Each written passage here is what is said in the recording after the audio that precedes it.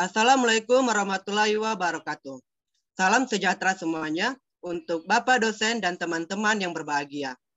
Pertama-tama, marilah kita panjatkan puji dan syukur kepada Tuhan Yang Maha Esa karena telah memberikan rahmat, kesehatan, dan keselamatan sehingga kita dapat berkumpul di kelas ini melalui virtual Zoom. Pada hari ini, jam ini, menit ini, dan detik ini, kami dari kelompok 1 mempresentasikan hasil diskusi kami mengenai pengendalian efektif pada PT Unilever Indonesia Tbk. Sebelumnya, perkenalkan nama saya Jelenus Nuru yang akan bertugas sebagai moderator untuk menjalankan dan membimbing jalannya diskusi ini. Adapun anggota kelompok saya yang terdiri dari, pertama ada Amanda Putri, kedua Anggreni Susanti, ketiga Dika Juli Anggun Angelina, keempat Dwi Cahyo Waskito Nugroho, yang kelima saya sendiri, keenam Nisa Naila Rahmawati, dan yang terakhir yaitu Rizky Yuda Musidi. Sedangkan rangkaian acara yang akan kita lewati adalah yang pertama sesi pembukaan, kedua sesi penyampaian dan penyajian materi, dan yang ketiga adalah sesi penutup. Baiklah teman-teman, langsung saja kita mulai ke sesi yang kedua. Baiklah teman-teman, langsung saja kita mulai ke sesi yang kedua, yaitu tentang penyajian dan penyampaian materi. Saya persilakan untuk Nisa membacakan materi yang pertama. Baik. Unsur penilaian kinerja, hasil penilaian, yaitu diperoleh 3, rendah, sedang, dan tinggi. Di dalam penilaian rendah, range penilaian yaitu 20-60 dan dikatakan kurang produktif sampai cukup produktif. Sedangkan dalam hasil penilaian sedang, range nilainya yaitu 61-80 dan dikatakan sebagai penilaian yang produktif. Dan di dalam penilaian yang tinggi, range penilaiannya itu 80-100 dan dikatakan dengan penilaian yang sangat produktif. Terima kasih. Terima kasih kepada Nisa yang telah membacakan materi pertama. Selanjutnya saya persilakan untuk Cahyo membacakan materi kedua. Baik, terima kasih moderator.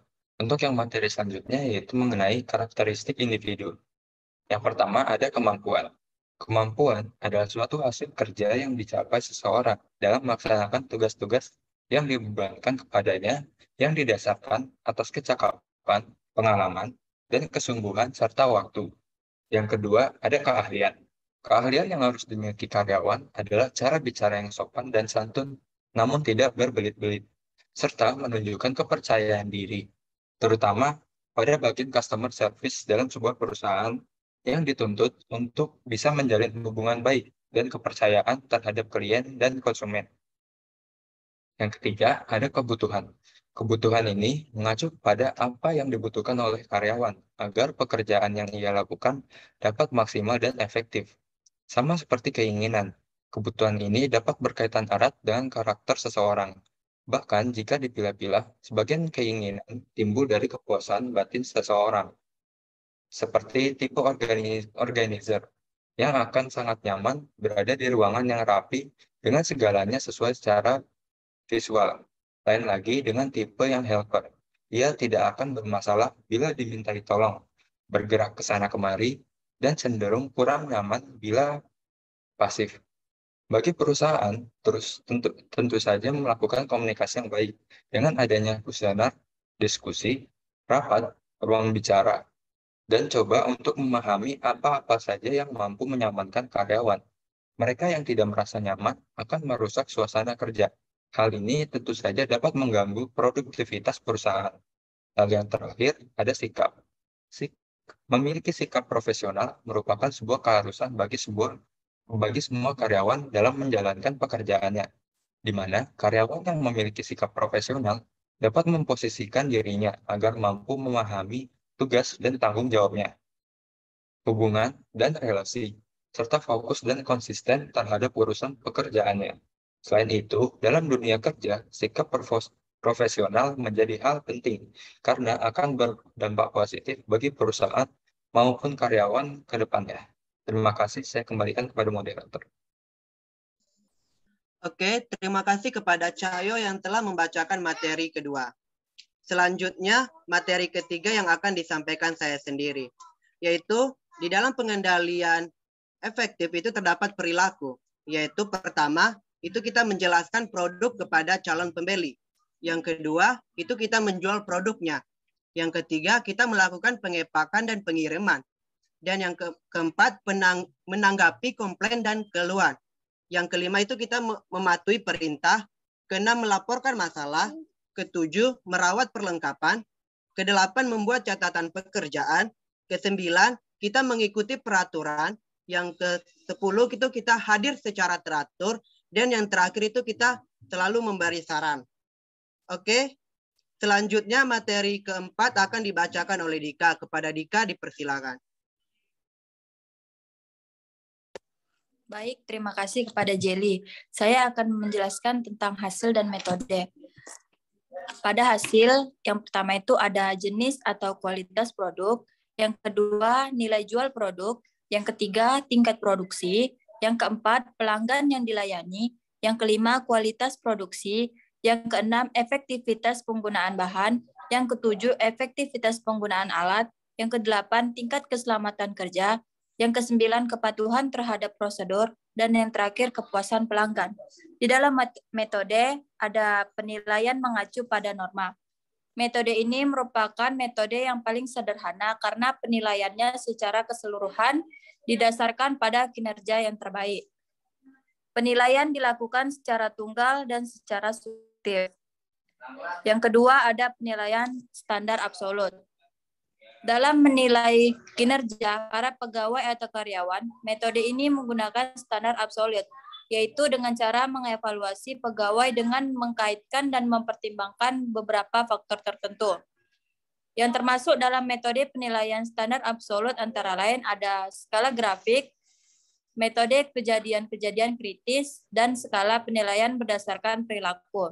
Dan yang terakhir ada metode penilaian berdasarkan output. Penilaian kinerja pada metode ini lebih mengacu pada hasil pekerjaan, namun tidak mengabaikan analisis pekerjaan sebagai dasar penilaian kinerja. Baik, terima kasih. Saya kembalikan ke moderator. Oke, terima kasih kepada Dika yang telah menyampaikan materi keempat. Selanjutnya kepada Amanda Putri untuk menyampaikan materi kelima. Baik, terima kasih kepada moderator. Untuk selanjutnya itu ada pengukuran prestasi kerja. Nah, dalam pengukuran prestasi kerja ini terdapat beberapa aspek, yaitu dinilai dari kemampuan teknik, kemampuan konseptual, dan kemampuan interpersonal. Untuk kemampuan teknik, yaitu kemampuan menggunakan penggunaan metode, teknik, dan peralatan yang dipergunakan untuk melaksanakan tugas, serta pengalaman dan pelatihan yang diperolehnya. Seperti misalkan kemampuan untuk menggunakan ide, kreativitas, dan pikiran dalam waktu yang sama.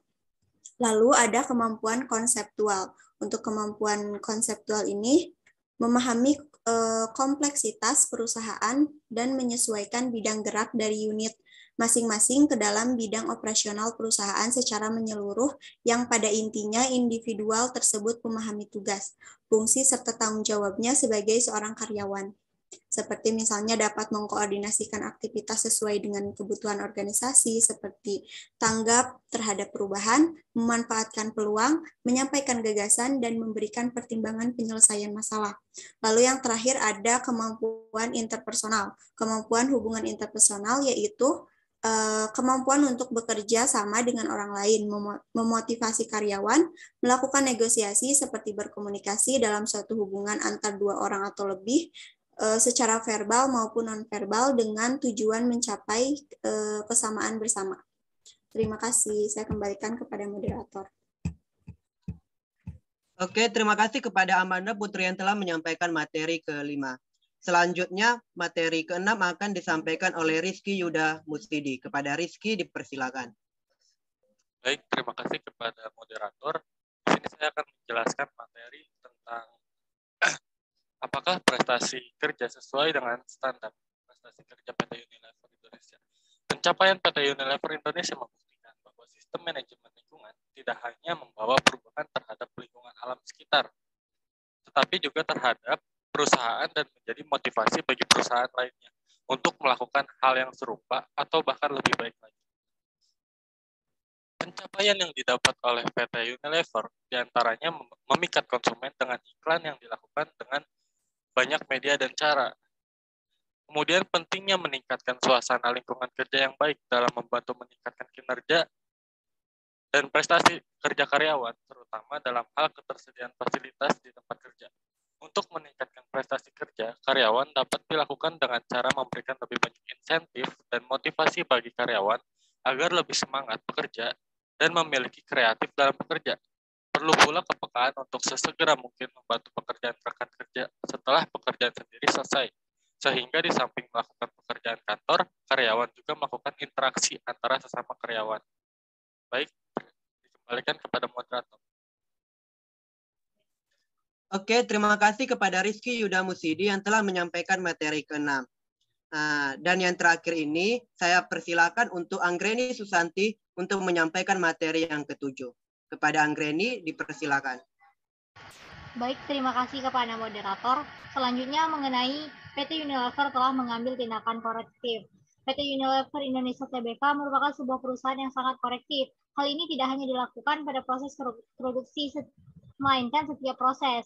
Hal-hal ini yang sekiranya akan menjatuhkan nama baik perusahaan akan langsung ditangani. Salah satu upayanya yang dilakukan adalah mengukur prestasi. Dengan pengukuran prestasi tersebut dapat disaring, difilter siapa saja karyawan-karyawan yang mana nantinya akan menjatuhkan kualitas dan kuantitas produk bahkan nama baik dari perusahaan.